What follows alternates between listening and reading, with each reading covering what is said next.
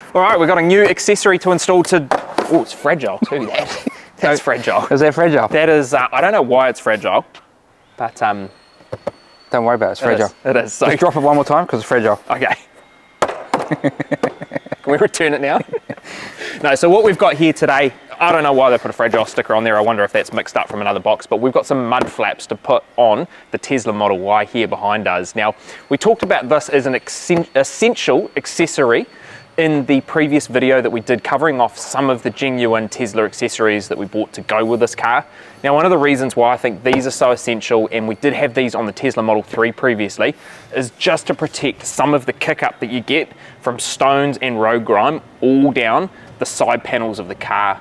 Without these mud flaps, this area here, I've just washed this car this morning, but till about halfway up the door, this whole section here ends up absolutely pelted, especially in the winter when you are kicking up a lot of road grime from the road. And obviously the reason why that's happening is there's no protection down here. So when you get around this wheel well area, while the wheels are, I wouldn't call them flush, I think they're probably a negative offset there.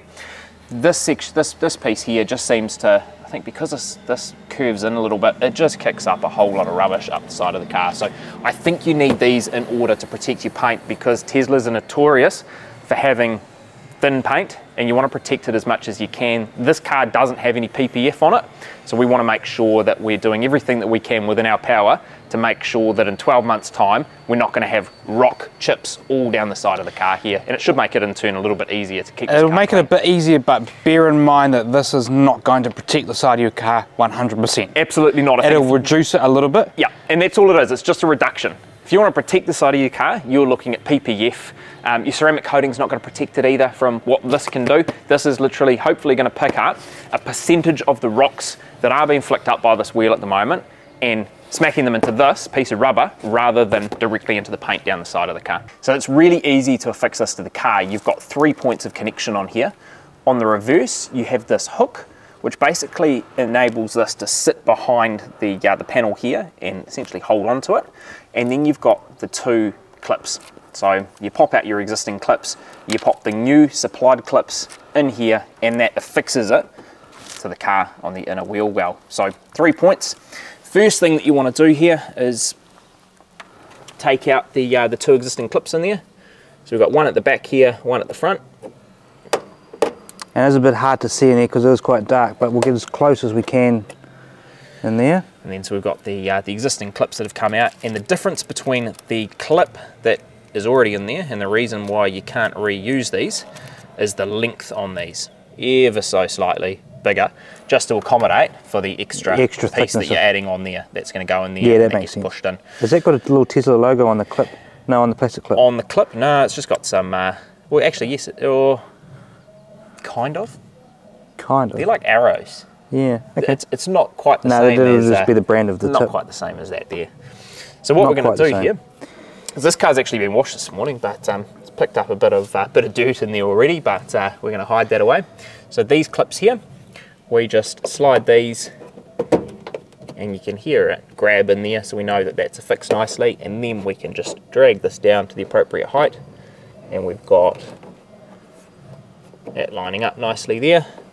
Then what I'd recommend you do before you go and clip these in all the way, feed that through, make sure you've got it sitting in the spot. Do it with the other one as well, gives you a little bit of maneuverability. So clip that in, hold that on, place your clips in, and then all you're doing there is pushing them hard.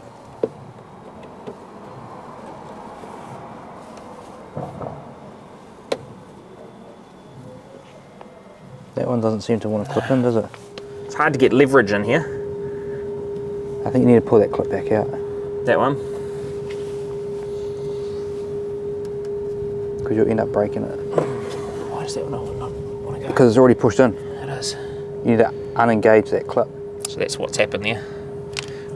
If you end up doing that, if you end up pushing that clip right the way through, then you can't squeeze the tip of it. So you want to be able to squeeze the tip of it, put it right the way in, and then push the center cap through, because that will lock that clip in place. There we go, nice and easy that time.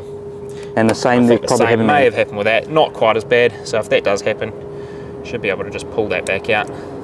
We'll get some comment on here going, oh, you made that look hard work. Yeah, and do you know what? I agree, we have made this look hard work, but you should have seen the other side. We had that done so quick. Yeah, but like people go, oh, you made it look like hard work, yeah, but actually this is what happens. This is what happens. When you're doing this type of stuff, sometimes it goes to plan, sometimes and people don't like showing how it happened. You know, if I touch it, I'll break it. And you know what happened when last time I did something on a brand new car, I ripped the whole fender in half. Got it. There we go. Got it. You just had to sort of give it a bit of force. I think we just had to give it some force there, but it definitely wasn't aligning correctly to start with. That is never coming off again. No, that's not, but we don't want that to come off. So that kind of gives you an idea as to the difference in the looks that you're going to have on this car. So look, I think it is quite subtle. The difference between the Model Y and the Model 3 mud flaps is on the Model 3, it comes in two pieces. You've almost got your summer mud flap, which comes down to about this height, and then you've got an attachment that you can add onto it to bring it further down to about this point here as well. That's what I expected when I ordered these ones, but what arrived was just one piece for each side of the car. They only come with the front mud flap, so there's nothing for the rear of this, but I quite like that I'm not going to have to pick and choose when I want to add the extensions on. I actually think they're a nice subtle touch to the car. They obviously need a bit of a clean up there now. I've got my grubby hands all over them. But as you can see, it does give us that little bit of added protection. At the top there, I would say it probably comes out about 1 centimetre from the body with the panel, and then as you get down to the bottom, obviously you've got coverage where you didn't have anything previously before. We've got those two mud flaps on, and let me tell you, we did make that look pretty hard on this side, but this is a 5-minute install, and the reason why we made it look so hard when we were trying to get that clip in is you don't want to break these clips.